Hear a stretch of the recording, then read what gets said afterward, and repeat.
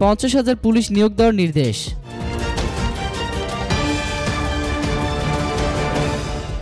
আগামী 5 বছরে আরও 50,000 পুলিশ নিয়োগ দেওয়ার নির্দেশ দিয়েছেন প্রধানমন্ত্রী শেখ হাসিনা। গতকাল দুপুরে স্বরাষ্ট্র মন্ত্রণালয় পরিদর্শন শেষে পুলিশের ঊর্ধ্বতন কর্মকর্তা ও স্বরাষ্ট্রমন্ত্রী আসাদুজ্জামান খান কামালের সঙ্গে এক বৈঠকে এই নির্দেশ দেন প্রধানমন্ত্রী। বিষয়টি নিশ্চিত করেছেন পুলিশের একজন দায়িত্বশীল কর্মকর্তা। বৈঠকে প্রধানমন্ত্রী বলেছেন, জনগণের নিরাপত্তার জন্য আমরা 10 বছরে অনেক পুলিশ নিয়োগ দিয়েছি। আগামী 5 বছরে আরও 50,000 পুলিশ নিয়োগ দিতে হবে, যাতে জনগণ সঠিকভাবে সেবা পেতে পারেন। বর্তমানে পুলিশ বাহিনীতে 2,12,000 পুলিশ রয়েছে।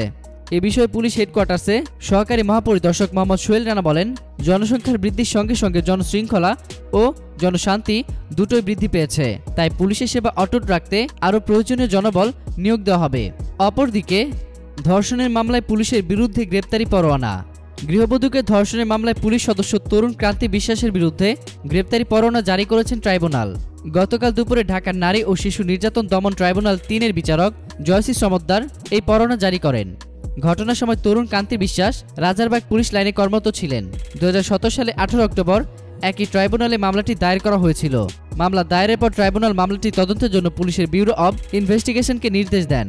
2018 সালে 20 নভেম্বর পিবিএল ট্রাইব্যুনালে প্রতিবেদন দাখিল করে।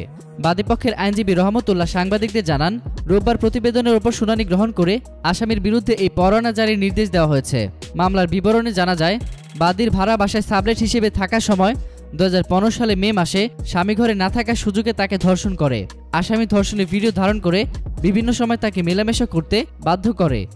এতক্ষণ ফ্রিকি নিউজের সঙ্গে থাকার জন্য আপনাদের সবাইকে ধন্যবাদ।